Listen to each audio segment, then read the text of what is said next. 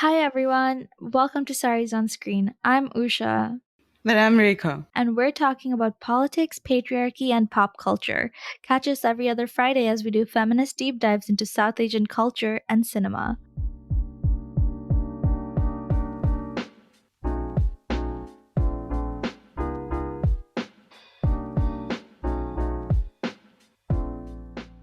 Hello, everyone. Welcome back to another Saucy Deep Dive. In these episodes, we take a casual deep dive into a well loved movie from all over South Asia and then talk about why we loved or hated it. And then we use our very own sauce meter to rate it. It's our own feminist film rating system. It just raises the bar a teensy bit higher than the Bechdel test does. Definitely. And we got into it in our previous episodes and on our blog, so make sure to check those out. Yeah, and with that, let's start. So, after spending the last 2 months watching Bollywood hits, it was super exciting to finally venture into the neighboring Bangladesh. We want to use this platform to not only introduce our audience, but also ourselves to hits from all over South Asia. And in this episode, we're thrilled to be watching a movie made by one of the most famous contemporary directors in Bangladesh. Yep, Mostofa Sarwar Farooki's third person singular number. It's from 2009, which is a bit old, but not as old as Kabhi Khushi Kabhie Gham, which is older, but it's definitely a Bangladeshi favorite. Absolutely. And I think before we get into the film, it's important to briefly get an overview of the Bangladeshi film industry and the scene that Farooqi walked into in the early 2000s. Yeah, definitely. And it's important to contextualize that in the early 2000s, not just in Bangladesh, but India and I guess all over South Asia too, mainstream television and cinema largely existed either for family entertainment or just, the copy pasted hero's journey scripts made for quick consumption. And it's not that art films with more mature, thoughtful, and artistic portrayals of people's lives weren't being made before then. It's just that most of these films were inaccessible to the broader audiences in our country. And while the media prior to these times wove romances around stories of pastoral life or told class blind, upper class fairy tales, a lot of the portrayals of the middle class were still relegated to melodrama on daytime television or Eid dramas or nato. And I think this is where Faruqi came in, right? With his refreshing and clever takes on the lives of youth and middle class struggles. His casual and approachable filmmaking utilized colloquial language in a cinema, which was really rare given that media at the time would only depict formal Bangla or standard dialectical Bangla for more rural stories. Yeah, and we'll definitely get into it a bit later into the episode. And I think it's pretty easy to say that Farki was almost a pioneer of making relatable content before social media became a thing. This was super valuable because this allowed him to commentate on existing social issues while creating art that was thoughtful, entertaining, and accessible for the ordinary people. Other than that, it's also important to note that his constant collaborator, Nusrat Imroz Tisha, Also his spouse. yeah, she's been almost an ever present force in a lot of his movies. And in our opinion, a big part of what makes his work thrive.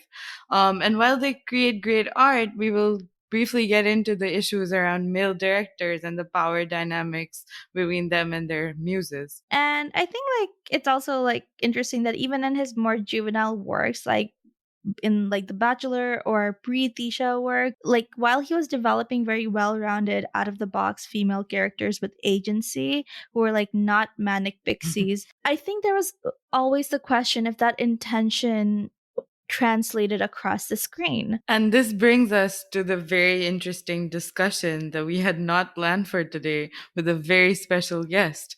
We definitely came into it with very different perspectives.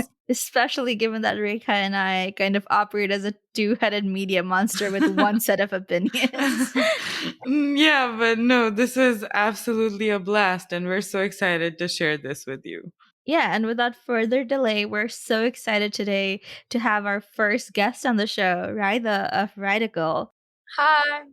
Hi, Raidah. And she hosts a super amazing weekly pod with some really notable guests covering interesting topics like being a female comedian in Bangladesh or being a working mother in STEM. Be sure to check her out. She's on Facebook and Instagram, right? Yeah. So on Facebook, my podcast is Raidahcal. That's Raidahcal. And on Instagram, it's Raidahcal the podcast. Be sure to check her out. We're actually going to be going on there soon to talk feminist economics, which is Yeah. our professional expertise and not just our like outlet for our unhealthy obsession with media. So, yeah. Yeah, so this for this episode we all watched third person singular number. Like, right, that was this your first time like watching the movie? Yes, it was. When it came out, I was really young. I think I was like 9 or 10. Oh Right. yeah, like what's the it came out in like 2009, right? Yeah. Yeah, no, like I remember watching it when I was like young, and then I watched it again like 3 years ago sometime, and then I watched it again like this time, and each time it's been like a completely different experience. It's been like really weird. It was like Rika's first time like watching it though. Yeah, I think like I obviously don't pretend to know like a whole lot about like Bangladeshi cinema, but I was pretty blown away by this. Like it definitely like set a really interesting bar for me, like for other like Bangladeshi movies I want to watch and everything too. Yeah, Okay. and I think it's like really like funny because like when we were like like talking about this collaboration, we were like, "Oh, where can we watch this?" And I don't think it's on a Bangladeshi like streaming service yet, or it might be, but like when I was sending it to Raida, I was like, "Oh, it's on YouTube." And then we were looking it up and we needed subtitles for Rekha, and so we found it on Facebook and it's like, "Oh, video piracy." It just never What? like That's so like random. like yeah, but like video piracy is such a big problem and it's just like everywhere, and like it's just so sad because like I feel like Bangladeshi film directors just like have like no way of like actually taking these down because they're so like proliferate. Like I think they take Yeah. down one and they're just everywhere else. Like I think we found like six different versions on Facebook. Like Oh wow. it was ridiculous. But as someone who has been wanting to watch Aina Baji, and then before that, I did watch it later, but what was that movie? Made in Bangladesh. I've been wanting to Yeah. watch these, and I couldn't find them anywhere. Like, DVD stores aren't a thing anymore. I can't walk into a DVD store and go like, "Oh, I want to Right. watch this movie," and I don't know where to find them online except for like YouTube or Mhm. piracy. So Mm. like literally, money. There's no way to get them except for piracy, and that's what I'm wondering. Like, if I were to not pirate, I'm not like, oh, we should totally pirate these. But if I were to not pirate, like, I don't have that access. And like I think there's like a two-way sort of like Yeah, thing there. Like I think like on one hand it's a very poor country and access to art is like very hard, but on the other hand like yeah, feed artists. feed artists. Yeah. Yeah. Speaking of feeding artists, like Faruqi's like I think Faruqi's fed pretty well these days. He has like a new like Z5 like show coming out, I think, and it's Yeah, like I was just talking about this with my family. I think he has a lot of stuff coming out. I think he has a really good network. yeah, he does. Going back to like third person singular number, but like yeah, this came out in 2009 and like this has been like almost 11 years, which is like a long time ago. And like I think like before we like get into it, I think to people who haven't watched it, I think we should go into like what the synopsis was. It's about this girl called Ruba who's played by Tisha, who was in a live-in relationship with her partner at the time, who was framed for murder and is in jail, right? Yeah. And where she gets suddenly kicked out from her like, in-laws, suddenly doesn't have a place to live, she doesn't have a job. Yeah, and so she has to navigate this like super shitty leery world full of like really shitty men, and then, essentially it's like a fantastical sort of fairy tale like portrayal Yeah, of on this some sort of, level, yeah. Yes. and then like where this like singer, old friend of hers who's like a famous singer now, comes in and he suddenly moves her into this like super high end part of town with like this super giant as apartment and everything, and Yeah, she is he's the knight in shining armor of like He's the the yeah. sugar daddy. Yeah. Yeah, and so he does all that, and suddenly, like, she realizes that she doesn't wanna stay, like, pining for her, like, old, like, boyfriend in jail, and then he comes out, and and meanwhile, in the background, there's also another thing happening where, like, when she was growing up, she used to resent her mom for having left her dad for, her mom's ex-boyfriend, so, like, she, like, really hated her stepdad, and now she was in a position where she was going to be leaving her long-term partner for potentially an ex-beau, and so she felt like suddenly, like she could understand her mom a little bit better. Spoiler alert, like, her mom's dead, and so she never really gets to reconcile with her mom. So that's Mhm. generally the gist of it. Yeah. So what did you think, Raida? Like, what did you think of the movie? Yeah. The way Usha put it is actually a really nice way to put it. I think it brought in a lot of the positives of the movie, like the representation it tried to give.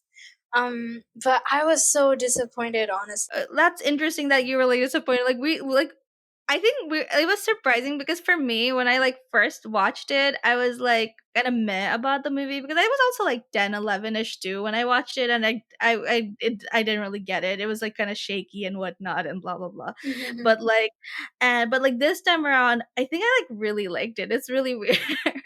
Like, I ended up, like, weirdly really liking it.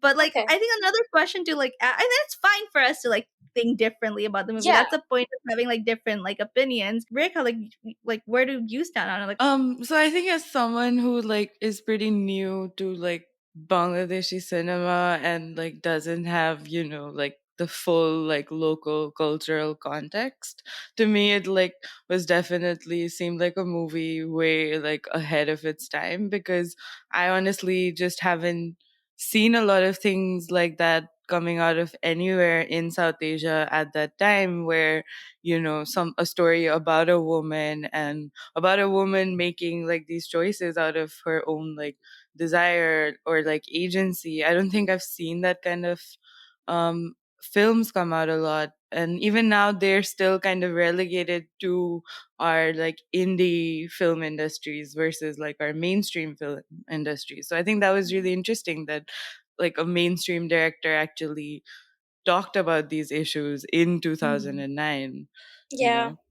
Yeah, yeah, and I guess, like, more so than, like, there's the issue of, like, whether we, like, liked it, but there's also, like, the entertainment factor, which I think, like, even, like, there's, like, bad movies that can be entertaining, and, like, Mhm. rather, like, you, like, you stand on, like, the not liking it front, but, like, were you entertained? Like, Yeah, at some parts, but a lot of the parts I was like, get this over with, like skip over it, like you don't need this shot. yeah. Yeah. Yeah, no, but yeah, so, like, I guess, like, we're all coming from, like, very, like, sort of different perspectives in this, and so this will make, like, a very interesting conversation, Mhm. right? Like, because, like, I think for us, like, we're coming at it, like, I think for me, coming also from a Bangladeshi perspective, I think I'm surprised at how well it aged, and I guess either watching it as someone who's watched it for the first time, like, this did not really stand the test of time on that, right? So, Mm. like, I think let's actually start with, like, what did you think could have been better? Like, I think since we're, like, going from that direction, yeah. All right, because there's so much, so much. I'm Okay. so sorry. Okay. No, it's No, go fine. for it. One of the things I noticed about this film was that not only was it a male director, I think I saw Anisul Haq in there. I don't know if it's the same Anisul Haq, but most of the people in the movie or in the storytelling or scripting were men, and it was based off a story by a guy as well, like a man. Mhm. Mm. Which is all good and fine and chill, except I think it's like this is very pessimistic and kind of extreme of me, but I don't think they tell stories of women very well. So this is something I noticed in the first 20 minutes or so, which was that um, it starts off with this girl who's alone at night at like 3 a.m. and she's really scared. And she's out there alone at night at 3 a.m. And this guy stops in the middle of an empty road and tries to force her into his car. And if you, as a girl, if you imagine yourself in that scenario, you would absolutely run. You'd be terrified. And I don't think that was it's like a small example of what I think they missed. I don't think they represented that all that well. Sure, they tried to present her as like going against the mainstream and being really brave, and she is all that.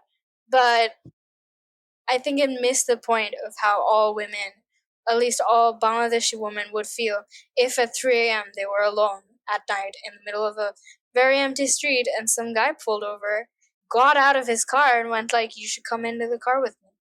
You'd absolutely run. And I think in small cases like these, they absolutely missed a lot of the points about what it's like to be a woman in Bangladesh, especially in her scenario, which is hard for me to imagine because I Mhm. come from a much more privileged background, and I'm sure there's a lot that I'm missing there. But Like, yeah. I definitely see that, and, like, I think, like, there's certain details that this movie, like, definitely missed the mark on, like, how it wasn't really, like, a realistic portrayal of, like, sort of a lower middle class portrayal for, like, Hmm. a woman, Yeah. and I don't think it's that easy to find a job when you are a middle class woman because there's a lot more hurdles on that, and I think they made it seem like it was hard, but even then, like, Hmm. Yeah. and in a country that we live in where there's jobs that say only men can apply, how is easy is it for like a middle class woman to find a job?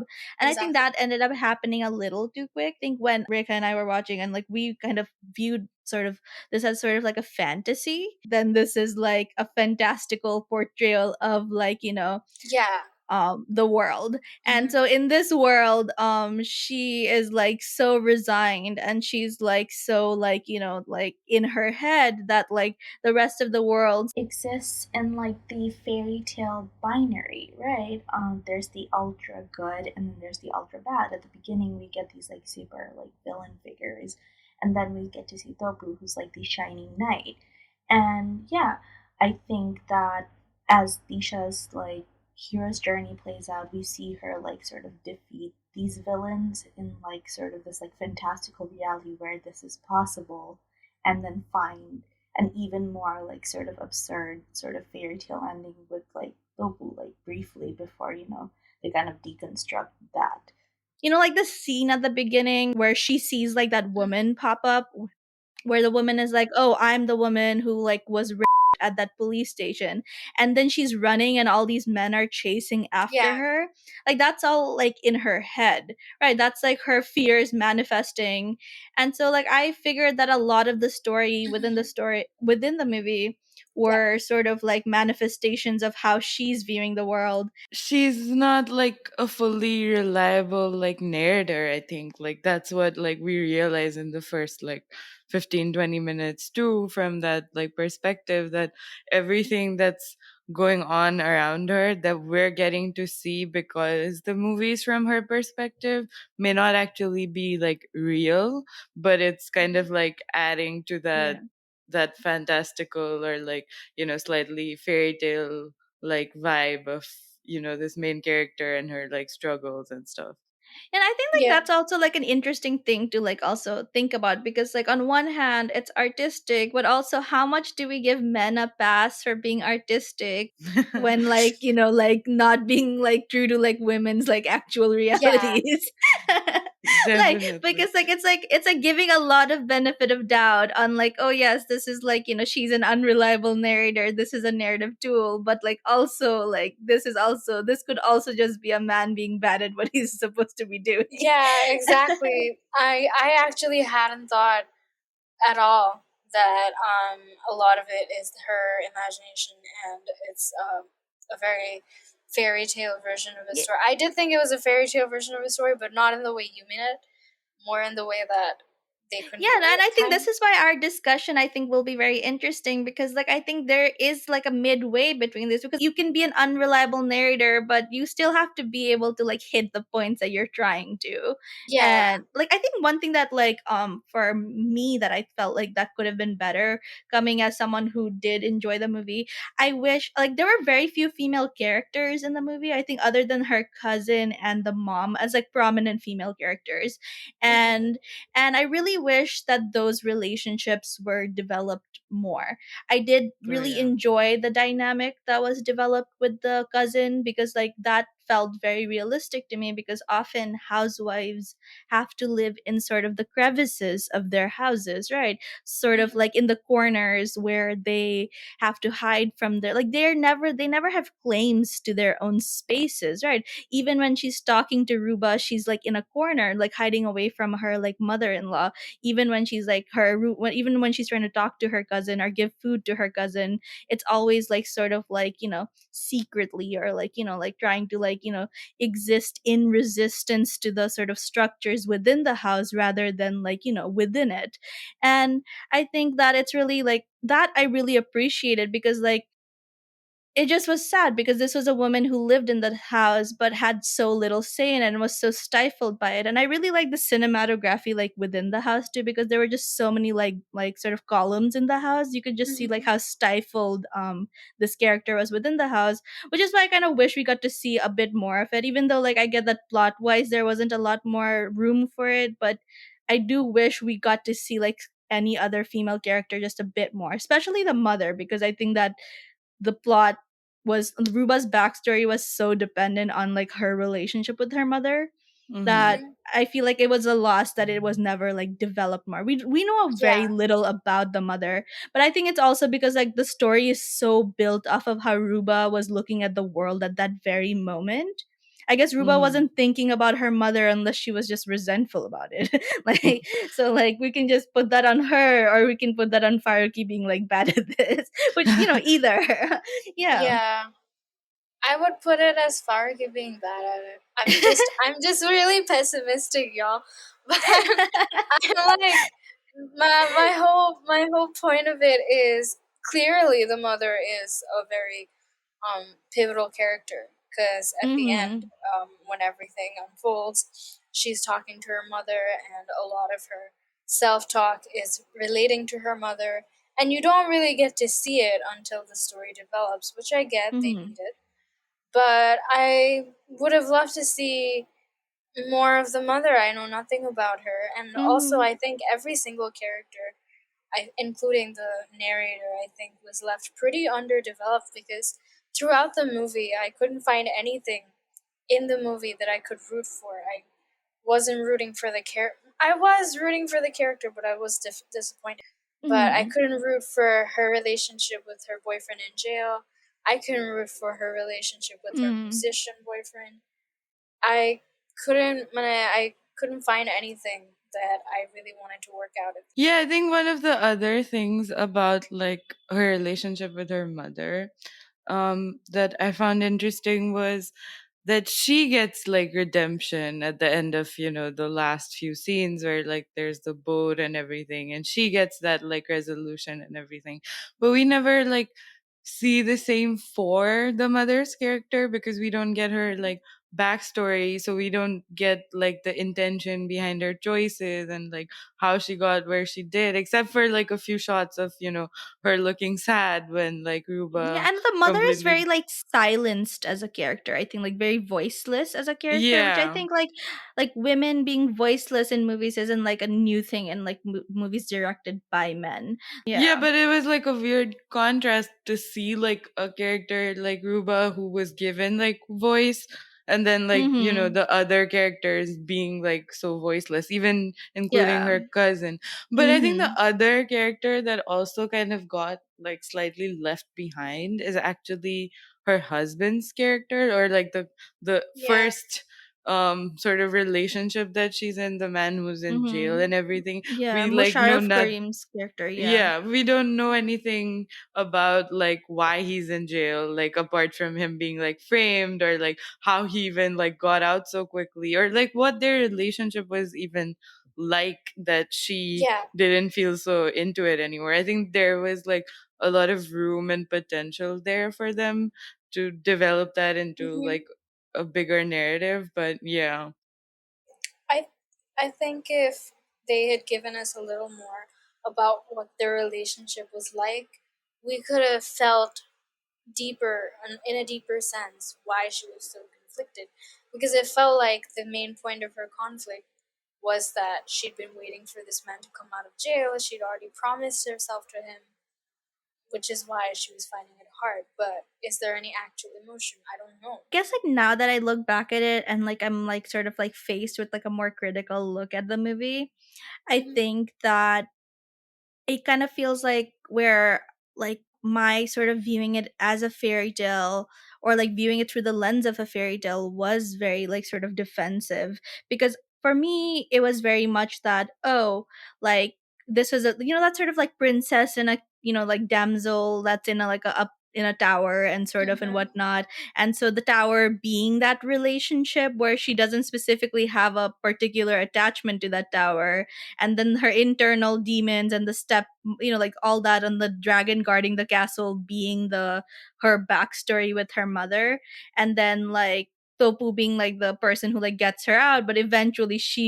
her having to be the person who has to eventually come to terms with the dragon herself being the Hmm. feminist narrative in this.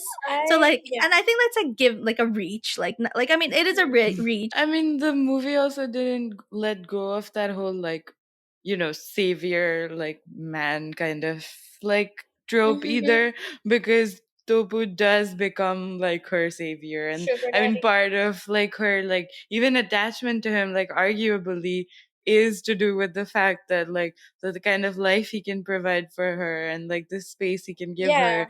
is really different from what she would have had to like struggle on her own. And I think that would have also been like a really interesting story to actually see her struggle on her own. Like, we get the background of like everyone's being like lechy and like gross with her, but we don't actually get to like do the whole thing where she's like standing on her own feet or like being independent. It Yeah. truly is a fairy tale in that sense, that like a man is saving her. And yeah, and that's why I think I like leaned more into the fairy tale, because the ending was just so fantastical. Like that would just never happen, like ever.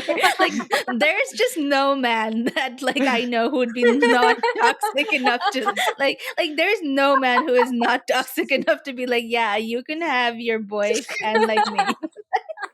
Yeah, I mean, it was really nice to see it like not conform to like, oh yeah, there has to be like a happily ever after with Hmm. like Hmm. one guy.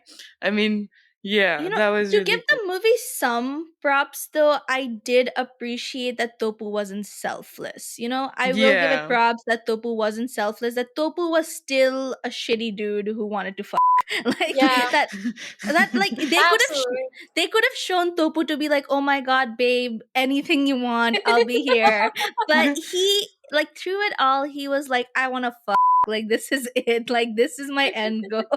Like, and like I also really like how that whole like scene was like shot, because like there he was in traffic, he was like constantly getting like pestered and like by like phone calls and like everything, and like you could tell just like the restlessness of the scene, and like how that like whole like desire was like painted as like an escalating thing without Hmm. ever like saying it out loud. And I like really like that. Like I really like there's no doubt that Farki is a good like filmmaker, but like is this movie like good is like a whole different question. Like is it like it's good art, but is it like good like feminist film, like especially as a movie that's like centered around a woman. And I think like that is like something to talk about. I had one thing that I'm thinking about right now, and it's the fact that she was in a live-in relationship. She was never married officially, right? She just like Yeah. lived with this, Mm-hmm. which is very courageous in Bangladeshi society, especially from a middle class background. Mm-hmm. And now I'm just wondering, was that just a tool that they? It feels like it was just a plot device to get her. I don't.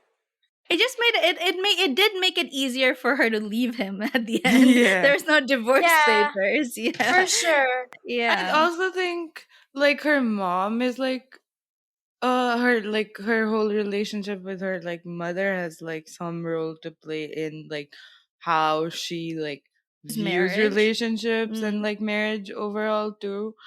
Mm-hmm. Because That would have been but interesting they too. didn't explore it. Like, they didn't Yeah. explore You it have to like to. extrapolate that from the movie. You can't just Yeah. they never tell you that. Yeah.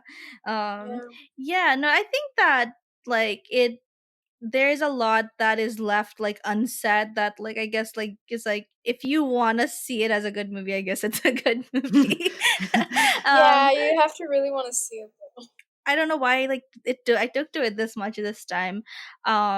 Like I kind of want to talk about like what I like really like. For me, like I think as someone who like is always looking out for like the feminine gaze in like sort of the filmmaking, Mhm, I thought that the feminine gaze was like very like interesting and like just like very impeccable in this film, especially a movie that's made in 2009, and something that I really haven't seen in a lot of like South Asian movies, let alone a movie made by like a man. mhm, And I think like a few examples that I'd like to point out to, like in the first 20 minutes, as we were talking about, like we see like Tisha's character like walking through like this very like constricted close shot of like this like maze where she like looks like very like terrified. There's like this beating music playing that like is kind of like a heartbeat and whatnot, and it's really dark, and like she's looking at this dude who's just like talking on the phone, but she's looking at him like he's like a threat, and which yeah. is how like women look at men, right? And like this movie is constantly shot the way that not women perhaps, but like how Tisha's at that the Tisha the character looks at the world. And like in that scene we see like it's not shot, and like I feel like any other man who would like shoot that shot would just show her like walking through the maze and then like looking scared and walking away, like because I think male gaze is very much focused on like action oriented like shots Mhm, where like you see her, well, if she's scared she'll run away, and if she's scared she'll like do something, like like it's always very action oriented. But when it's like feminine gaze, you sort of create the ambience of the scene. And even when she's like walking in that sort of highway, I mhm. think that, I mean, I no realistic woman would ever walk on the highway in the middle of the night. That is literally like a death sentence. Like I Yeah. think you just want to like sort of like unalive yourself at that point. And like, I mean, I think a part of what I was reading in that scene was that she was thinking about it because she was in such a sort of desolate position, because that she just been kicked out, she has nowhere to go, she doesn't have a job, she hates living with her stepfather, which is another thing. I don't know why she doesn't like her Exactly. stepfather. We're never told why she doesn't like that. But I mean, I know that she blames the mother and the stepfather for the death of her father, and maybe like that's the intensity of it, but it's never developed. Mhm, But like, other than that, like, I mean, she's clearly desolate and she's on a bridge. So I think the implication in that scene was that she wants to jump off. But like, I think that given like the how, like, even in the scene where like the woman pops up, right? And like, where she's contemplating going to the police station and the woman pops up, I think that if it was shot from a male gaze, like it would have been a flashback where like she thinks about like either reading a newspaper where she read it, mhm, or like it would have been a flashback of a woman being raped, because men love gratuitous violence in their fucking movies. mhm. And like it would have been like a rape scene at a police station as she feels scared. But because it is like highlighting her perspective, we saw a woman talking directly to her. Another, just like another small thing I just want to mention, not a small thing, I think very constant presence throughout the movie, is the utilization of space. I think whenever Mhm, she's in a cramped space in a car with those like creepy men, or like in a cramped space in those like offices, or like anywhere, like even with her husband when she's on a train for the first time with him and she like hates being there with him, she's like absolutely cornered in that shot. There's a table in one side, the shot is super crammed, she mhm. can't get out, he's on one side. But when she's with Topu, they're out in like Boshundhara, like Kashbon. Like it's like completely empty. Yeah. And like there's so much space. And you can tell that the scene is supposed to, the shots are supposed to reflect her internal state. Mhm. And I don't think there's a lot of movies that do that for women, where like the shots reflect their internal state. Yeah. And or like I think that even with like when she's around her cousin or she's at her friend's house, where she's like sort of in the background where she can hear people, like it's like how she's sort of existing in the background where she can hear people shit talk her, but she is like sort of like privy to it, but she has to sort of hide because like these are women who are sort of giving her refuge, but she's not allowed to be out in the open because these women themselves don't have much power in these spaces. And I think those sort of little cinematic choices made this movie very like sort of special to me. But I guess like even then, like even with feminine gaze, like we were just watching a movie in our for our last episode that was made by a woman, that was excellent feminine gaze like filmmaking, but it was still kind of bad because it was still upper class gaze. Mhm. So like, a movie can still be bad. And I think it's important to talk about, like, like give credit where it's due, but it's also like notice that, it can still be bad. Yeah. Yeah. Yeah. Also, Yeah. I feel like I also really appreciated there was this one scene where the creepy old guy who she wanted to rent a room from, he kept looking at her boobs, and I found that so relatable and so funny that the camera was like directed at her boobs, and I think that was definitely funny and relatable as a woman. Yeah. No, and like I feel like the I think that this movie did a really good job of showing like just like different kinds of harassment, right? Like Yeah, and whether how like relentless it is, right? Like that there was like even from every man she met, like whether that was like her first boyfriend to Topu to all the random like gross men in the middle, that sort of sexual expectation, lust, and like just being gross in general was just relentless from all of them. Like there wasn't like a single man who wasn't being like creepy. Even the guy who did end up giving her a job finally at that guy Deacon Bhai's weed company, and he like has to like say that, oh, I'm a better man than the rest of the men because I'm yeah. not like sexually Yeah. harassing you Hmm. to like give you this job. And I mean, I like that like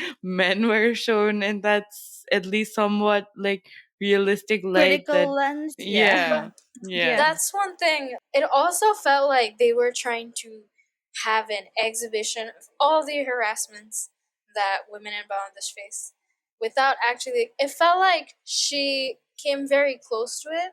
She was in very dangerous or unsafe situations where she definitely felt unsafe.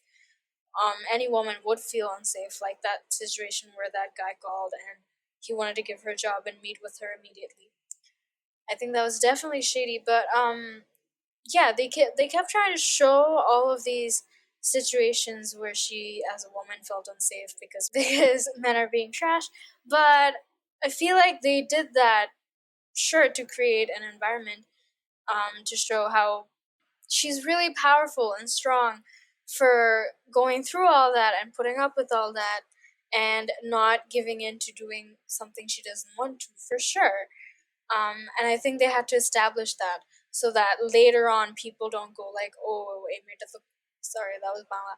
But Mhm. people can't call her characterless or call her a slut or whatever. I think that's why they had to put her in situations where she could have slept her way to a better life but didn't. And I understand that. But it also felt so surface level to me, Hmm. all of it. Mhm. It felt very fake. It felt very ingenuine. I don't think at any point she, of course, she felt unsafe and everything, but it also felt like everything was happening to her. But she was kind of inside of a bubble, or she could escape. Like she got lucky all of those times. She got Mhm. very lucky all of those times, and in that sense, like I do appreciate trying to um, trying to bring all of those up, especially in a film that got so popular at the time. But I think, I mean, yeah, like I think at one point, like with all movies about women, like you just have to ask, like, where is it like realism and where is it mhm, just like gratuitous? yeah, And like I wondered that about this movie too, that like, she's like, there's this constant like onslaught of like unwanted like male attention towards her. And like, sure, like I said, it is to show like how trash these men are, but also it's is it also not saying that this is just like what women have to go through, and this is just what women will have to go through if they don't have like the protection of a man. I wonder if it also to a degree like is like kind of catering to like like sorry, is it hmm, lecherous in its own way? yeah, it is. Like that's what. That's how I felt watching the movie, and that's part of Mhm. the reason why I disliked it so hard, so Yeah, because like fast. I mean, I think like there was like this one bit where I like sort of didn't think it was lecherous was like that one part where it was like the very first man who invites her over for a job and has the drinks out because while he's you know harassing her. um he's not in the shot, and we can only see her reactions, which, like, is which I appreciated, because we always see the men being like shitty. I think I appreciated the camera focused on her, because like it was just like, Yeah, because I would rather know how she feels about something rather than the 50th man who's creepy about something. But also, I wonder if there's some a voyeuristic pleasure in seeing a woman in discomfort. exactly. Like, Yeah. I think there again, this is also another point of like striking a balance, like, because we do want portrayals of harassment on media and shown in a critical like light, right? We want it to be shown as a negative thing on media, but also we also need to consider like who the audience is, and are they gonna be able to see it as such? Yeah, Because if someone in the Yeah. theater is gonna look at it and be like, ha ha ha, look at her looking so like, uncomfortable listening to that Akon song, like, then that's completely defeating the point of making absolutely. this movie. While people who are more like learned about this may be like, able to receive this in a light where they like are able to like see this as a critical like sort of commentary, not everyone will. And I think when a movie reaches such mainstream success, we can applaud it for tackling these topics, but we also need to be able to see if it would be processed as such as well. One thing that I noted was in a lot of the scenes, I don't remember exactly which scene, but in a lot of the scenes, I was genuinely scared Oh yeah. shitless. I was Mm-hmm. like, "Oh my gosh, what's gonna happen to her?" Like, I can't think of myself in this. I can't think of this scenario ending well. Yeah, Mm. could But I think like the larger like messaging still kind of stays that like, oh, if you are a single woman in like Bangladesh or like even South Asia, then you essentially need a man to stay safe, yeah, because like we see all of her problems like just, completely vanishing. suddenly coming to an end as soon as like she's under Topu's like protection again. Like, Yeah, Mm-hmm. Yeah. yeah. And that like brings us to back to the sort of fairy tale element, right? Because so much of it has been like, I mean, that's the sad thing, right? Because the patriarchy, the creepy men, and all of that wasn't fairy tale. That wasn't exaggerated, but the ending was exaggerated, and like yeah, the happiness is exaggerated, but the fear isn't exaggerated. And I guess that does make it very like depressing. mhm. And but like also like I wonder if the fairy tale is like the only tool sort of like to sort of feed this narrative to like a mainstream like audience also. Like, I don't know, like again, Which like. is a very cheap. If it was employed, it's a very cheap shot. I don't. I had this another thing that I was thinking about. It just occurred to me as I was talking about this with you.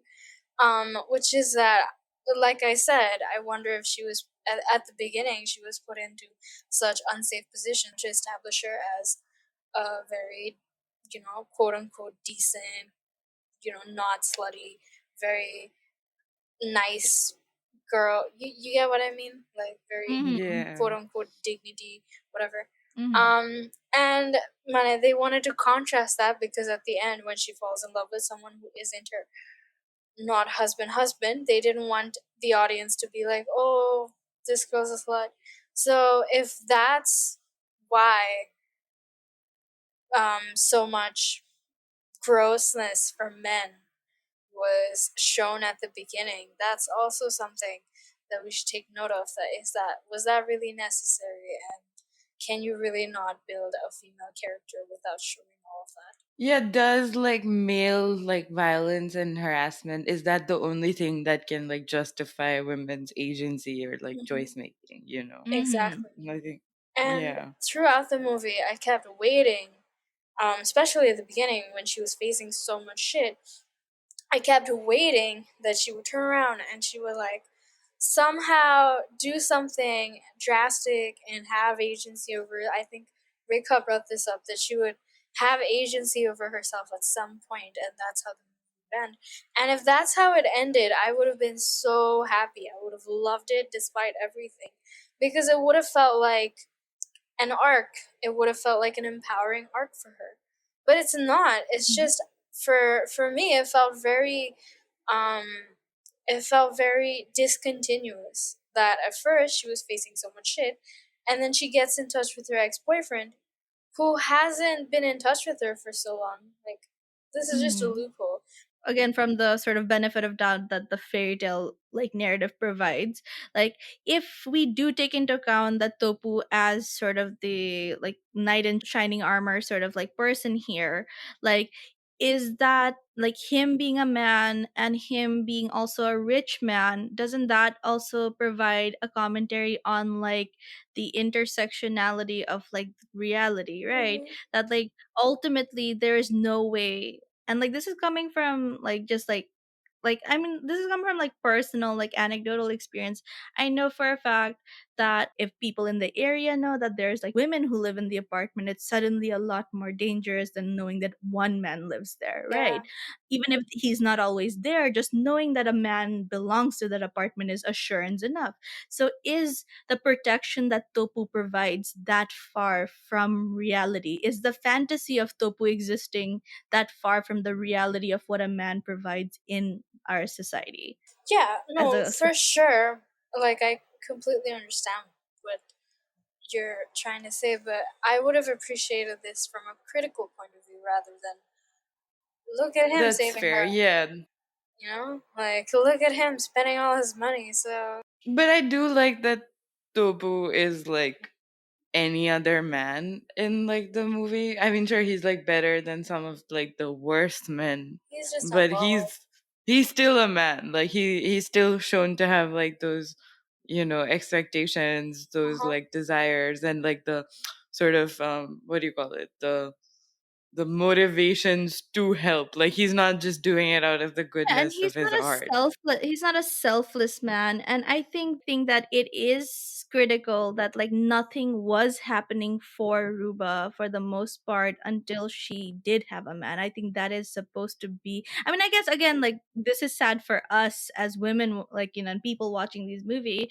For me, when I watched it, I was like, oh, that's very depressing that her life is just so starkly different. Like the starkness of it Hmm. felt like a Yeah. commentary to me. Like that in itself was a commentary because suddenly there was so much space around her, and I'm like that it's really depressing when we live in a society when that is the reality. Yeah, it won't be received by everyone that way. I mean, I think Yeah. most like of the mainstream audience would just be like, yeah, of course she needs a man. She Like needs a man. Yeah. how else is she gonna Yeah. like, Yeah, you know?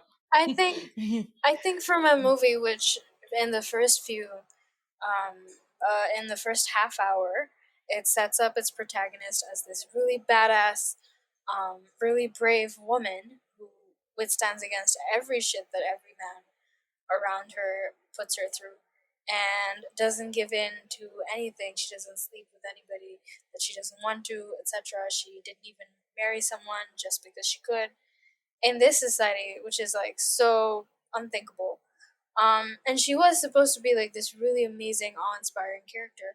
So I think for even considering that it would be impractical, it would be really impractical for a woman all alone, single in Dhaka or anywhere in Bangladesh, Mhm. to make it um, comfortably on her own, even if it's unpractical. Everything in the first half hour was impractical too.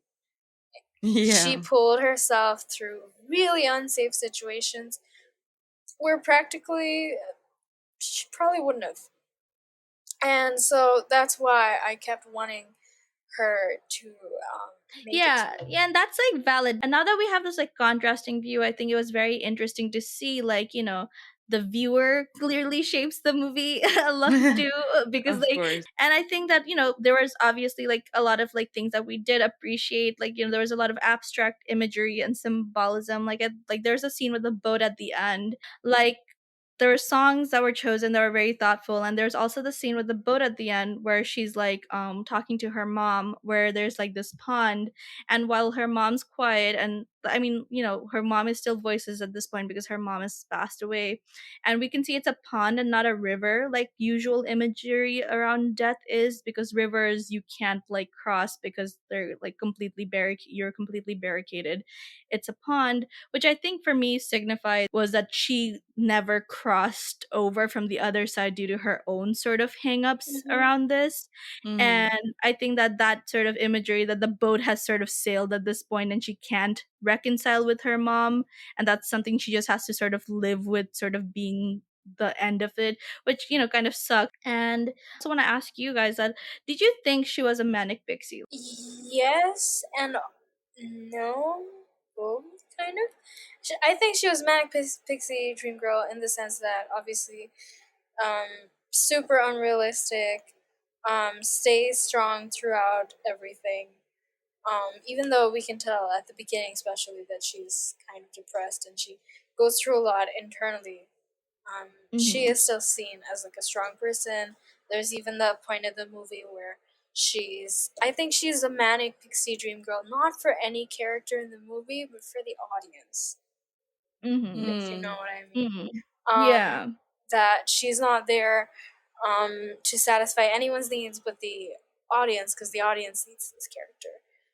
If Mm-hmm. anything, I think like Topu is the manic pixie dream boy. He is. He is. Tofu is definitely the manic In pixie Pixie dream Dream boy. Boy.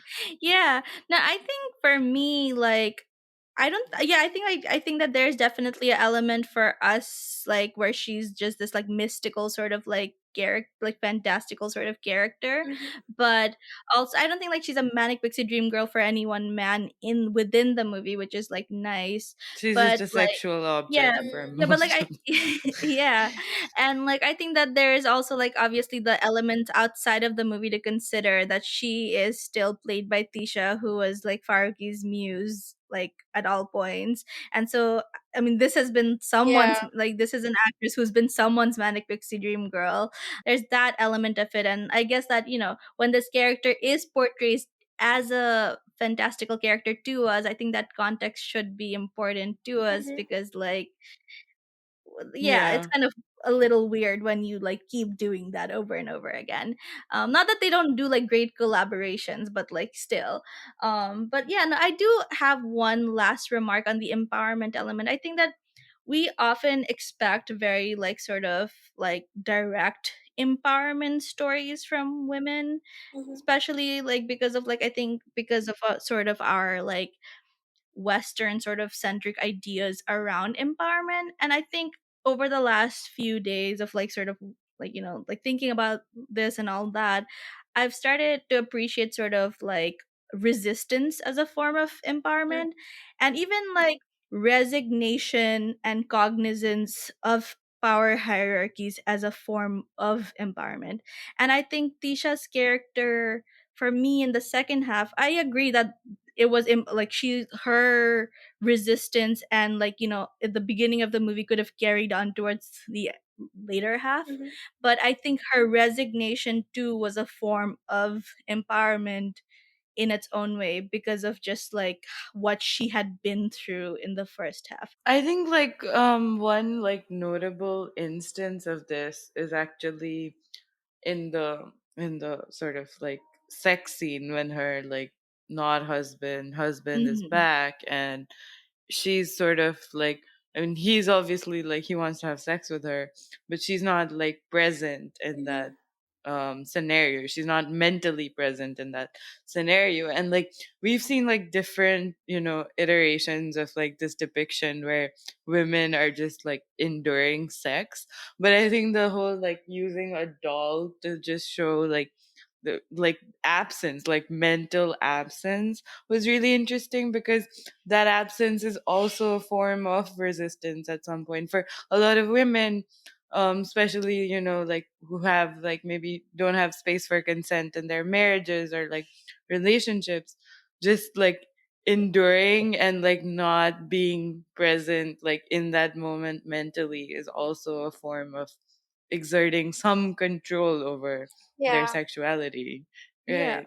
especially in countries where marital rape is not recognized, like I Yeah. think like it's just so like sad, but like empowerment is just not universal, sadly. Yeah, and it's not going to take the same like forms for everyone. I think that's like Hmm. just yeah. Yeah. I really like the perspective that Usha brought up, that she had to be so strong in the first half that giving all that up was strength for her, for this character. And I hadn't really thought about that, but that makes complete sense, and that's really amazing. But at the same time, I think in the first half of the movie, while we focused on, well, like I said, for me it felt very discontinuous because the first half was her surviving, and the second half was her inner conflict, which I get it, completely makes sense. Like, I really appreciate that this is a story about a woman who rejected her mother for uh, you know, not wanting to be with her husband and going back to an ex lover. I get it. And then she, gets into the same situation that leads to an internal struggle. That's really appreciated. But that would have been much more stronger for me if, and I think they could have had the time and resources to establish that contrast and that inner conflict much more strongly had they not wasted, or had they not put so much effort into um, the first half of the movie where she was like, "Oh, I'm not gonna sleep with you, but I'm gonna like live here," which is great. Like, good for you, girl. But um, but what I was saying is, it feels discontinuous to me. Hmm. That's why I didn't see it as empowerment. That's why I didn't see, her letting go and being chill, and that's why I didn't feel like freedom for her to me, Hmm. or Yeah. liberation to me. It just felt like two different movies put together in one. Hmm. Yeah, and like I think speaking of like conflict, I think like many dudes who will like analyze this movie will like sort of like shit on us for not talking about this, but like so that we'll like touch on it so that we don't people will be like, oh, but they didn't even mention Freud. Like so like to quickly go over that. So like yeah, there were like those three iterations of for the 6 year old. Oh my god, like to quickly say something about this, some professor or like some dude in Dhaka University wrote this paper on this where like he's like, oh, the 3 year old version of her. I'm like, only a dude will look at like that kid and be like, that's a 3 year old. I'm like, that's very 6 year old, obviously right? a 6 year. That's a 6 year old. I'm like, how do you write a paper and be like, that's a 3 year old? Oh Like, my I'm like, god. men will literally just like pay like the least attention to women. Like, so yeah, like so this 6 year old and then this 13 year old, and then there's the current version of her, and this is supposed to be like the id, the ego, and the super ego. The id being like the sort of the pleasure seeking sort of primal self. That's the 6 year old who Mhm. like is like, in this scenario, this is the version that's like, oh, don't fight, I just want like no conflict. And like, which is interesting because I think that when Freud talks about pleasure, I think is like, oh, like food, sex, sleep, this, that. But in this case, I think It's safety. Tisha's id, it's Yeah, it's safety, the absence of conflict. it's the Yeah. absence of conflict. And I think her super ego, like the one that's hypercritical of like societal norms and blah blah blah and whatnot, it's the 13 year old.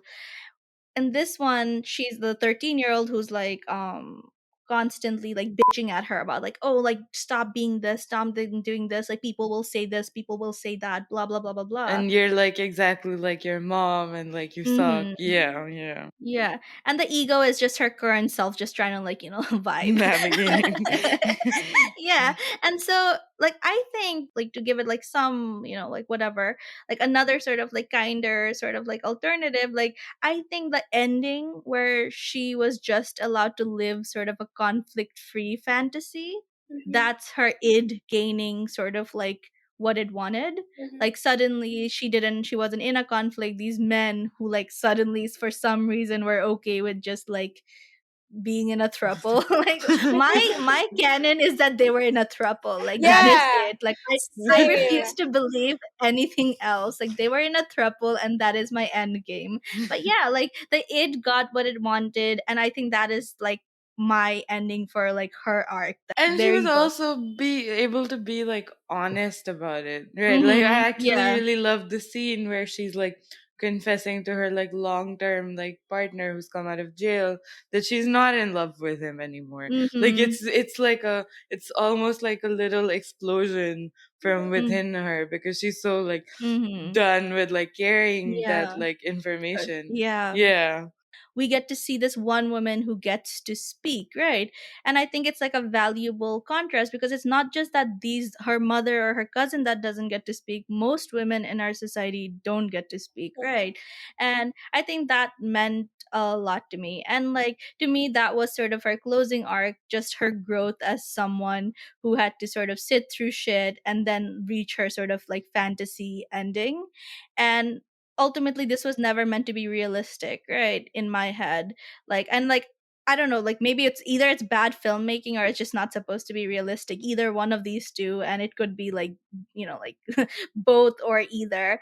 But like I think that it's just, it's a movie that centered the perspective of a woman in 2009. It talked about, sexuality and desire. It talked about like, a woman expressing desire outside of like a monogamous relationship. Mhm. And that's, those are like little things that do matter. But there's also issues of whether it was gratuitous or not, or if it was like, just, Yeah. ultimately whether it will be received as like empowering or not, right? Like we may be able to receive it as empowering if we like really read into it or reach for it, but is it actually gonna be like empowering to the people who will Mhm. mostly watch it as a mainstream movie?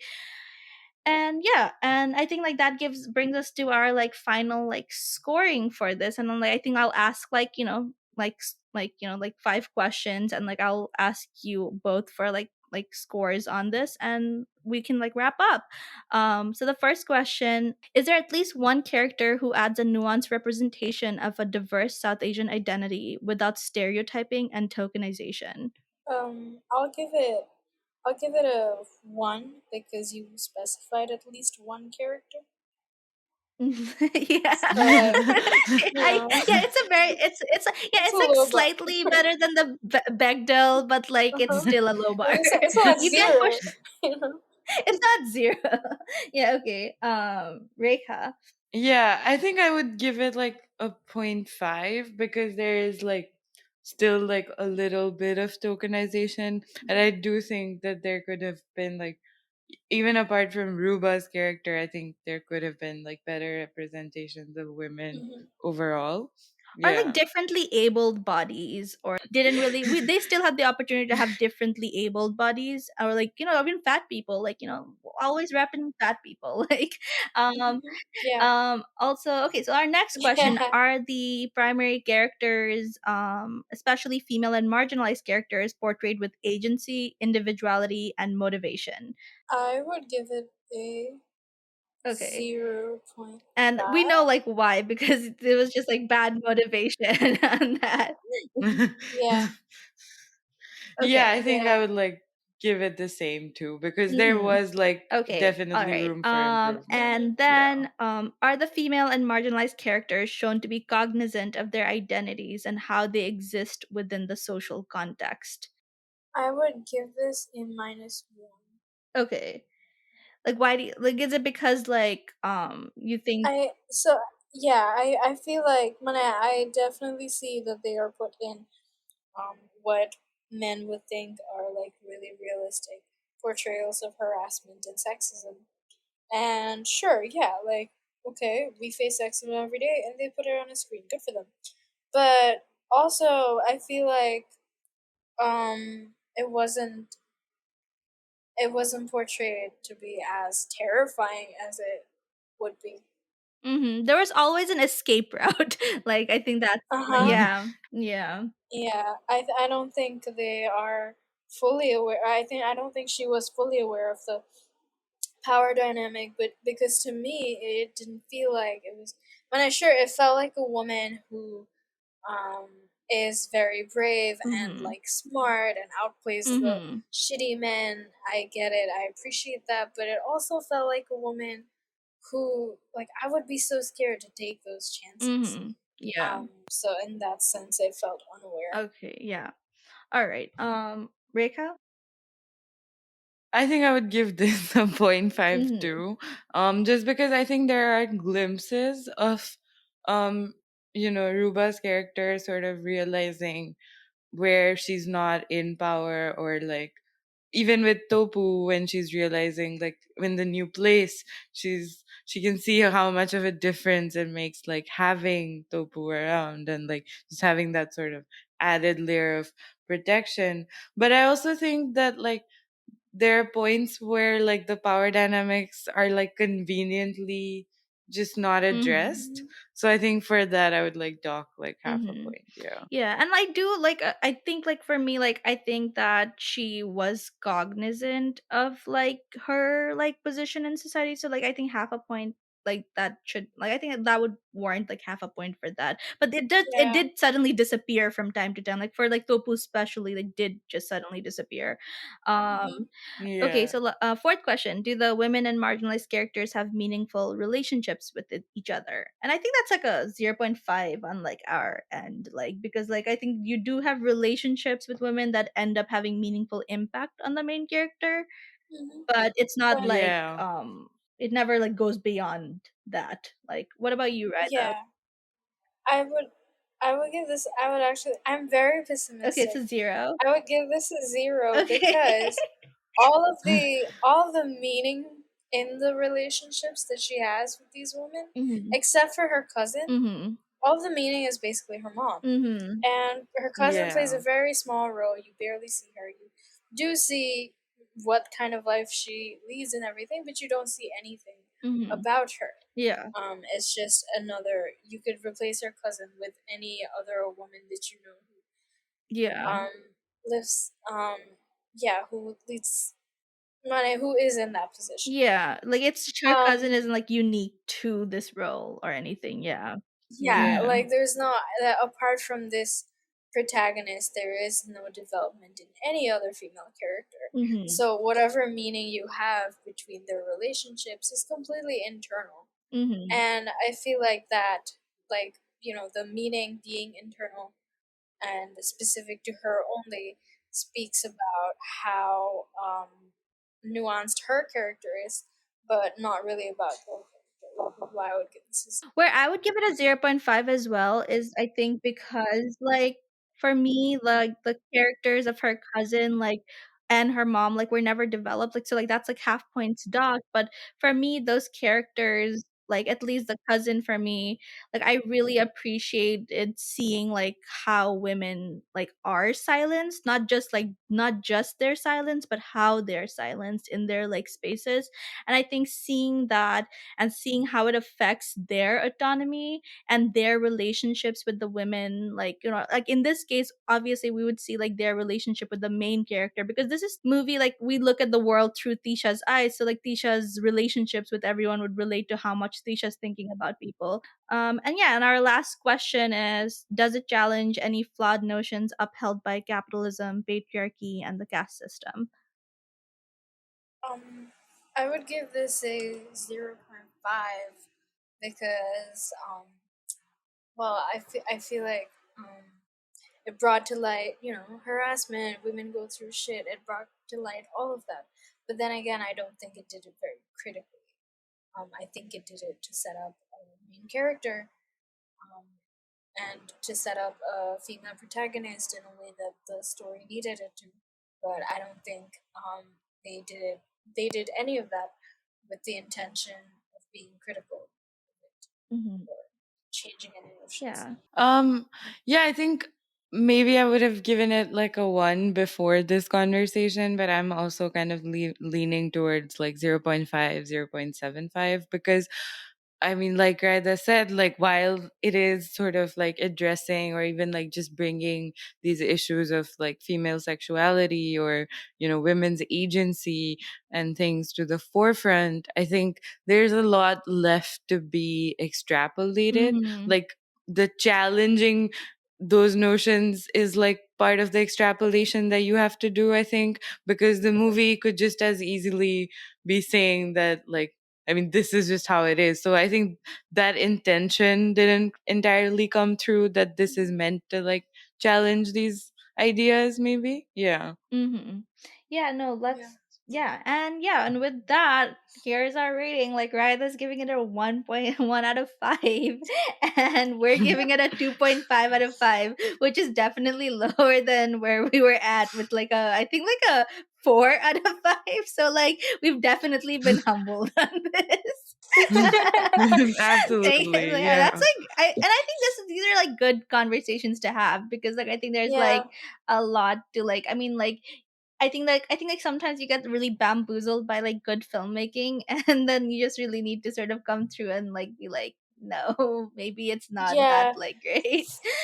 For me, and I was discussing this earlier with somebody, that for me, I feel like, especially in Bangladesh, as you see more filmmakers like Farooki and what's his name, Amitabh, I think, Mm-hmm. the guy who made I know, but Ainavesh. yeah.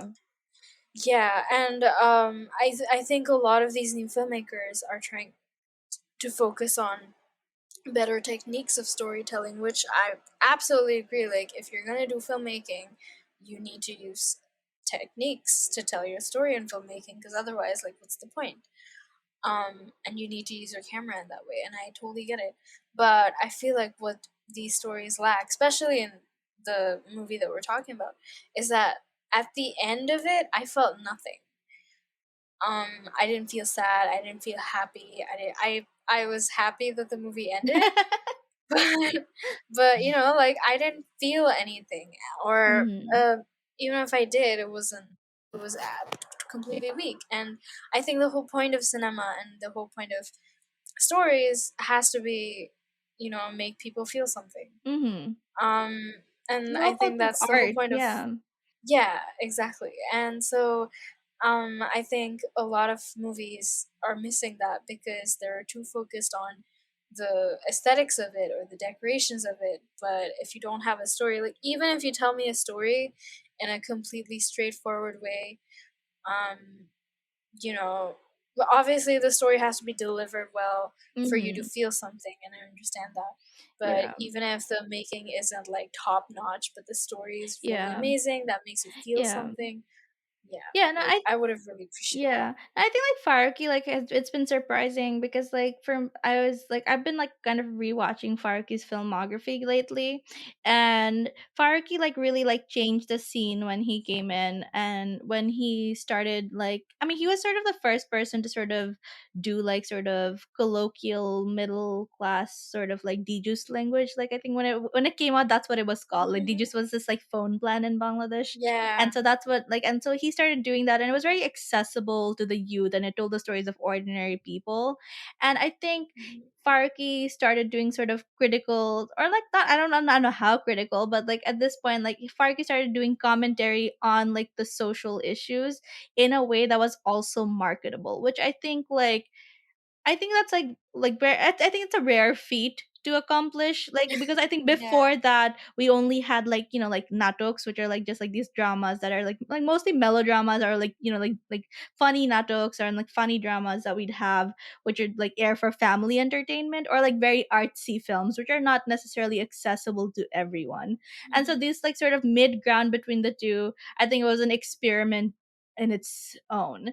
And so I think Mhm. like not all of it would be like always a hit, but like yeah, I think it was interesting to see this like movie that was like, you know, such a hit in Bangladesh in 2009, especially one that was not only just a mainstream success but also one that like tried to tackle, like, you know, and like, you know, maybe successfully and maybe not so successfully, like, you know, these issues that weren't common in mainstream cinema. Mhm. Yeah. And with that, I think we'll like close today's episode. Thanks for having me. Yeah, no, thank you for This being was Yeah, here. thank you for joining Yeah. us. Yeah. Yeah, all it right. was really fun because I came into this with, like, really absolutely pessimistic view of this movie, and that hasn't changed much, but it has changed a little. So Yeah, I think we've all Yeah. like balanced out our yeah, opinions a little bit. Yeah. Be sure to check out Raidah's podcast, Raidahcal, on Facebook and Instagram. Thank you all for tuning into this episode of Saris on Screen. Make sure to subscribe and drop us some feedback on our socials. Also, drop us recommendations for any movie that you would like for us to tackle in the next deep dive. We'll be back in 2 weeks with our next episode talking queer media, Bollywood, and beyond. And we're available anywhere that podcasts are platformed. Bye!